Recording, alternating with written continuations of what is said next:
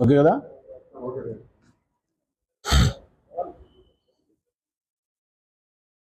మాట్లాడతాయా?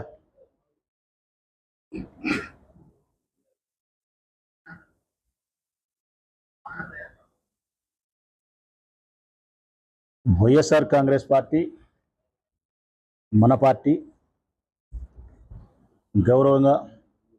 గౌరవనీయులైనటువంటి YS Jaganmohan Reddy గారు నా పైన అపారమైనటువంటి నమ్మకంతో వైఎస్ఆర్ కాంగ్రెస్ పార్టీ రాష్ట్ర అధికార ప్రతినిధిగా నియమించినందుకు వారికి నా హృదయపూర్వక కృతజ్ఞతలు, ధన్యవాదాలు తెలియజేస్తా ఉన్నా. ఆయన ఇచ్చిన ఈ బాధ్యతను నేను పదవిగా భావించడంలే, బాధ్యతగా భావిస్తాను. నా బాధ్యతను సక్రమంగా నిర్వర్తించడానికి నా శాయశక్తులా ప్రయత్నిస్తా.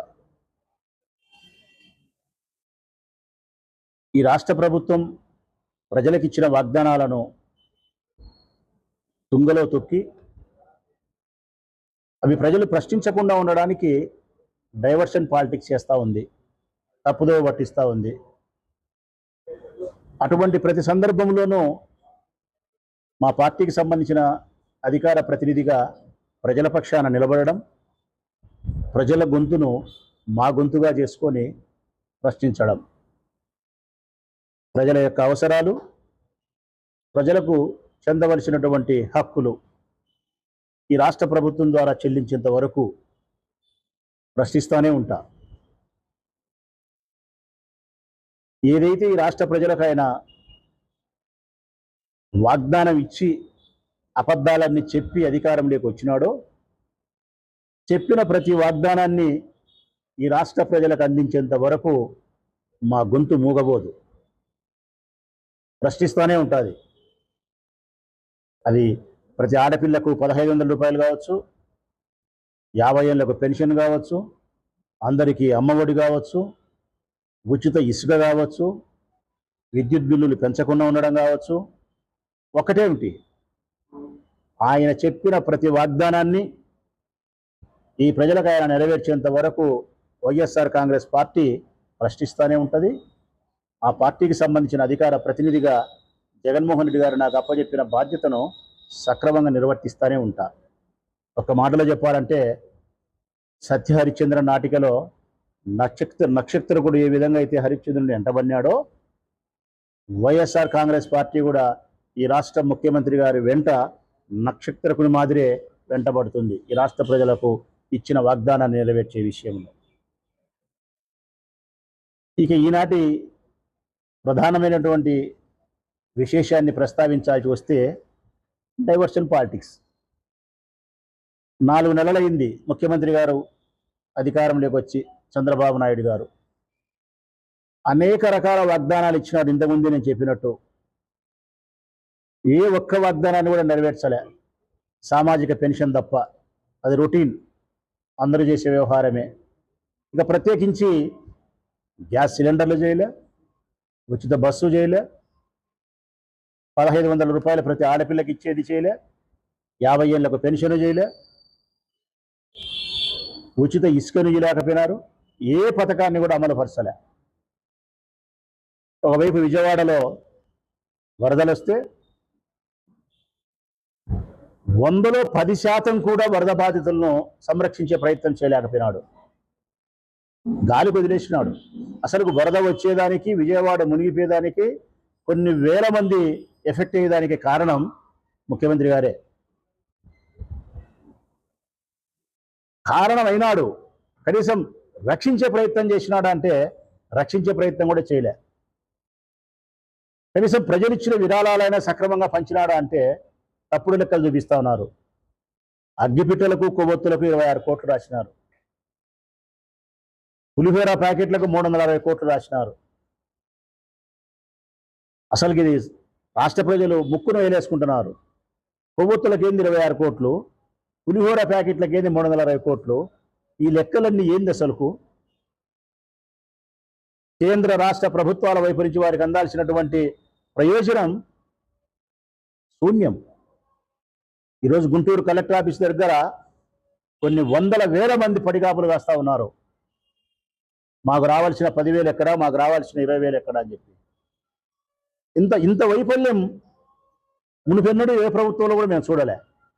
ఇంత దారుణంగా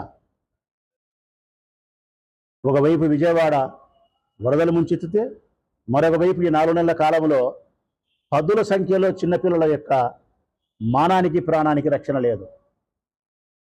1 కాదు 2 కాదు రాష్ట్ర ప్రజలారా, పదుల సంఖ్యలో. ఇది అమానుష్యము, దుర్మార్గమైనటువంటి చర్య, పైశాచికమైనటువంటి చర్య. 5, 6, 7, 8, 10 సంవత్సరాల ఆడపిల్లలను మానభంగం చేసి చంపేస్తున్నారు. శవాలు కూడా గల్లంతైతున్నాయి, మృతదేహాలు కూడా దొరకడంలే. ఈ ప్రభుత్వం నిమ్మకు నీరెత్తినట్టుంది, గాలి కుదిరేసింది లాండ్ ఆర్డర్ను, స్త్రీల యొక్క మాన ప్రాణాల సంరక్షణ. నిన్నలేమన్నా జరిగింది మళ్ళా పుంగనూరులో. మా లీడర్ 9వ తారీఖున అక్కడికి మళ్ళీ పరామర్శించడానికి పోతా ఉన్నాడు. నంద్యాల జరిగింది, పుంగనూరులో జరిగింది. ఎన్ని హత్యలు జరిగినాయి ఇప్పటికీ. ఈ ప్రభుత్వం ఏర్పడినప్పటి నుంచి ఈ రాష్ట్రంలో స్త్రీలకు కానీ, చిన్నపిల్లలైనటువంటి ఆడపిల్లలకు కానీ ప్రాణాలకు మానాలకు రక్షణ లేదు. ఇది పూర్తిగా ఈ ప్రభుత్వం యొక్క వైఫల్యమే. శాంతి భద్రతలు పూర్తిగా కట్టుబాట్లు లేకుండా కట్టలు పెంచుకొని పక్కదారి పట్టింది. ఎన్ని ఒకవైపు అయితే ఎక్కడి వెళ్ళి ప్రజలు ప్రశ్నిస్తారో, ఎక్కడ విజయవాడ యొక్క వరద యొక్క స్థితిని ప్రశ్నిస్తారో, ఈ ఆడపిల్లల యొక్క హత్యలను మానభంగాలను ప్రశ్నిస్తారో, ఎక్కడ ఈ సంక్షేమ పథకాలను అమలు చేయలేదని ప్రశ్నిస్తారో, ఈ ప్రశ్నల నుంచి తను తాను కాపాడుకునేదానికి, ప్రభుత్వం యొక్క వైఫల్యాలను కప్పిపుచ్చుకునేదాని కోసం ఈ రాష్ట్రంలో ఏదో ఒక అంశానికి తెరదీస్తానే ఉంటాడు చంద్రబాబు నాయుడు. ఎప్పటికప్పుడు ఒక అంశాన్ని తెర మీదకి తీసుకొచ్చి అది ప్రజల హృదయాలలో విషబీజాన్ని నాటి వాళ్ళ మెదడు తుడిసివేసే విధంగా ఒక ప్రశ్నను వదిలించి కొన్నాళ్ళు తప్పించుకొని తిరగడం. హైదరాబాద్లో అయితే హైడ్రా అంటున్నారు, మన ఆంధ్రప్రదేశ్లో అయితే తిరుపతి లడ్డు అంటున్నారు. తిరుపతి లడ్డు యొక్క పవిత్రతకు భంగం వాటిల్లిందని చెప్పి తెర మీదకి తీసుకొచ్చినాడు. ఇవన్నీ మర్చిపోయేదానికి డైవర్షన్ పాలిటిక్స్. ఇట్లా ఎన్నాళ్ళు కప్పిపుచ్చుకోగలుగుతాడు ఆయన? 1 రోజు, 2 రోజులు, వారము, 10 రోజులు, నెల, 2 నెలలు, 3 నెలల కాలం, 6 నెలల కాలం తప్పించుకోగలుగుతాడు ఏదో ఒక అంశాన్ని తెర మీదకి తెచ్చి. ఆ తర్వాత అన్నిసార్లు అంతమంది ప్రజలను మనం మోసం చేయలేము ముఖ్యమంత్రి గారు. కొన్నిసార్లు మాత్రమే, కొంతమందిని మాత్రమే, కొన్ని సందర్భాలలో మాత్రమే మోసం చేయగలుగుతాం. అన్ని సందర్భాలలో అందరినీ అన్ని వేళలా మనం మోసం చేయలేం. ఈ సిద్ధాంతం తెలుసుకోవాల్సిన అవసరం ఉంది. 6 నెలల కాలం తర్వాతైనా ఈ అన్ని ప్రశ్నలకు ప్రజలకు నువ్వు సమాధానం చెప్పాల్సి వస్తుంది. ప్రజలకు నువ్వు ఇచ్చిన వాగ్దానాలు నెరవేర్చాల్సి వస్తుంది. ఇప్పుడు ఎన్నికలు పెడితే రాష్ట్ర ప్రజల అభిప్రాయాన్ని నేను స్పష్టంగా చెప్పగలుగుతా. ఈనాడు ఎన్నికలు జరిగితే అదే 164 సీట్లు వైఎస్ఆర్ కాంగ్రెస్ పార్టీకి వస్తాయి. అదే 11 సీట్లు తెలుగుదేశం పార్టీకి వచ్చే పరిస్థితి. 4 నెలల కాలంలో ఒక ప్రభుత్వం యొక్క గ్రాఫ్ ఇంతగా పడిపోయినటువంటి దుస్థితి ఈ దేశ చరిత్రలోని మరొక పార్టీకి లేదు. దీనికి కారణం చంద్రబాబు నాయుడు యొక్క ప్రభుత్వం వైఫల్యం చెందడమే. తిరుపతి లడ్డును తెర మీదకి తీసుకొచ్చినాడు. అందులో జంతువుల యొక్క కొవ్వు కలసలేదు నెయ్యిలోని ఈవో గారు స్పష్టంగా చెప్పినప్పటికీ ముఖ్యమంత్రి గారు మాత్రం చూసినట్టు, లడ్డును ఆయనే తయారు చేసినట్టు జంతువుల కొవ్వు అందులో కలిసిందని చెప్పి ఒక దుర్మార్గమైనటువంటి ప్రచారాన్ని భారతదేశ వ్యాప్తంగా కాదు ప్రజలారా, ప్రపంచవ్యాప్తంగా ఆ ఏడుకొండల వాడిని కొలిసే ప్రతి భక్తుని మనసులో ఒక అనుమానాన్ని రేకెత్తించినాడు, ఒక అనుమానపు బీజాన్ని వేసినాడు. మనల్ని బాధకు గురి చేసినాడు. పవిత్రతకు భంగం కలిగిందేమో, నేను కొలిసే నా ఆరాధ్య దైవమైన ఏడుకొండల వాని యొక్క పవిత్రతకు, వారి ప్రసాదానికి భంగం కలిగిందని చెప్పి ప్రతి భక్తుడు బాధపడే పరిస్థితికి నువ్వు శ్రీకారం చుట్టినావు, తెరదీసినావు. ఒకవైపు ఈవో చెప్తా ఉన్నాడు, 4 ట్రక్కులు మేము వెనక్కి పంపించినాం, జంతువుల యొక్క కొవ్వు ఉండబడినది నెయ్యిలో కల్తీ జరగలేదు, స్వామివారికి పెట్టిన నైవేద్యం కానీ భక్తులకు విక్రయించినటువంటి లడ్డులో కానీ అపవిత్ర జరగలేదని చెప్తా ఉన్నాడు.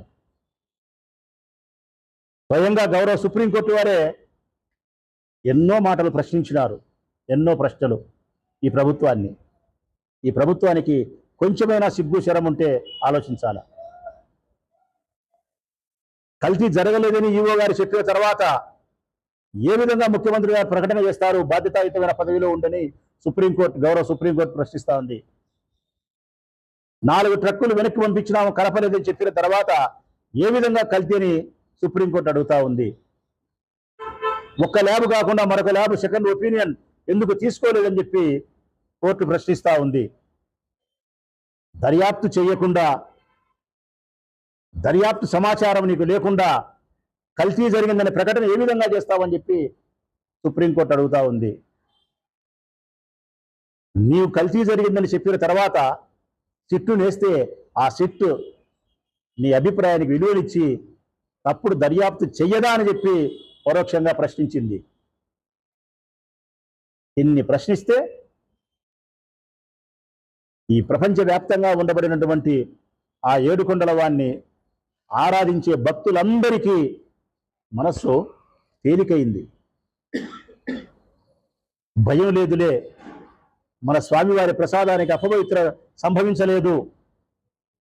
ఇది ఏదైనా అపవిత్ర జరిగిందంటే, పవిత్రతకు భంగం వాటిల్లిందంటే స్వామివారి ప్రసాదానికి కాదు, దాని విషప్రచారం చేసిన చంద్రబాబు నాయుడు గారే అపవిత్రానికి దగ్గరైనారు, కలంకితుడైనాడు.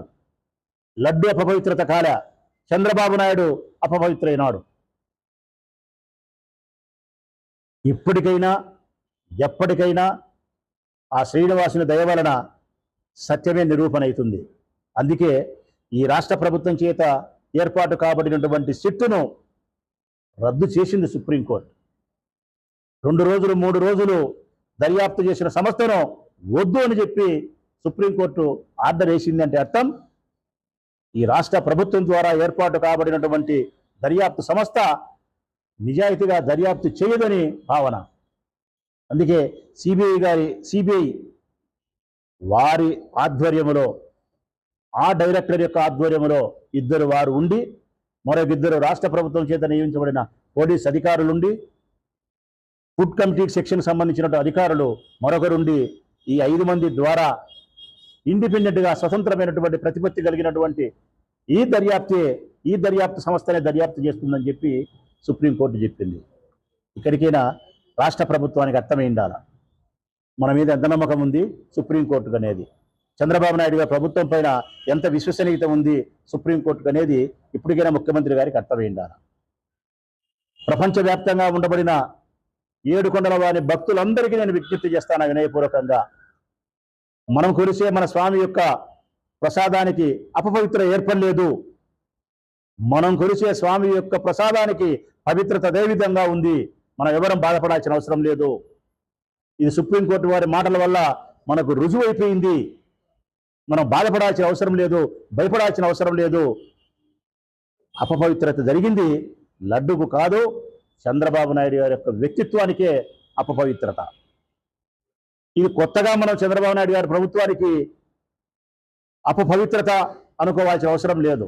ఎందుకంటే ఆయన రాజకీయ జీవితమంతా, ఈనాడు కాదు, రాజకీయ జీవితమంతా కలంకితుడే. మోసాలతోనూ, అబద్ధాలతోనూ, తప్పుడు వాగ్దానాలతోనూ, వాడుకొని వదిలేసే విధానంతోనూ ఎప్పటికప్పుడు ఏ అండక గొడుగెత్తి రాజకీయాన్ని చేసి అధికారంలోకి వచ్చినాడే తప్ప విశ్వసనీయత ద్వారా కానీ, విలువల ద్వారా కానీ, ప్రజా సంక్షేమ ద్వారా కానీ, ప్రజా సంస్కరణల ద్వారా కానీ ఆయన రాజకీయాల్లో ఎప్పుడు పదవిలోకి రాలే. ఇప్పుడు కూడా అంతే, ఇప్పుడు కూడా అంతే, డైవర్షన్ పాలిటిక్సే. ప్రశ్నిస్తానే ఉంటాం. వైఎస్ఆర్ కాంగ్రెస్ పార్టీ వైపు నుంచి ప్రజల యొక్క హక్కులను కాపాడడానికి, ప్రజల యొక్క అవసరాలను తీర్చడానికి, చంద్రబాబు నాయుడు గారు వారికి ఇచ్చిన వాగ్దానాలు నెరవేర్చడానికి, ప్రతి మహిళకు 1500 రూపాయలు ఇప్పించడం కోసం, 50 సంవత్సరాలకే పెన్షన్ ఇప్పించడం కోసం, ఉచిత ఇసుకను ప్రజలకు అందించడం కోసం, కరెంటు బిల్లులు పెంచకుండా ఉండడం కోసం, అమ్మఒడి అందరికీ ఇచ్చేదానికోసం, 3 గ్యాస్ సిలిండర్లు ప్రతి సంవత్సరం ఉచితంగా ఇచ్చేదానికోసం, ఉచిత బస్సులు ఏర్పాటు చేసేదానికోసం, చేనేతలకు మగ్గం నేస్తా ఉంటే కరెంటు ఉచితంగా ఇచ్చేదానికోసం, దళిత బిడ్డలకు కరెంటు ఉచితంగా ఇచ్చేదానికోసం, 20 లక్షల ఉద్యోగాలను నిరుద్యోగ యువతకు కల్పించేదానికోసం, ఈ రాష్ట్రానికి పరిశ్రమలు తీసుకొచ్చేదానికోసం నేను ఏమైతే మాట ఇచ్చినావో ఆ పరిశ్రమలు తెచ్చిపెట్టేదానికోసం, ఒక్కటేమిటి, నువ్వు చెప్పిన ప్రతి వాగ్దానాన్ని నీ మెడలు వంచి ఈ రాష్ట్ర ప్రజలకు అందించేదానికోసం వైఎస్ఆర్ కాంగ్రెస్ పార్టీ నాయకత్వంలో మేము గట్టిగా ప్రశ్నిస్తాం. రాష్ట్ర అధికార ప్రతినిధిగా నా బాధ్యతను నేను సక్రమంగా నిర్వర్తిస్తానే ఉంటానని చెప్పి ఈ రాష్ట్ర ప్రభుత్వానికి విజ్ఞప్తి తెలియజేస్తూ సెలవు.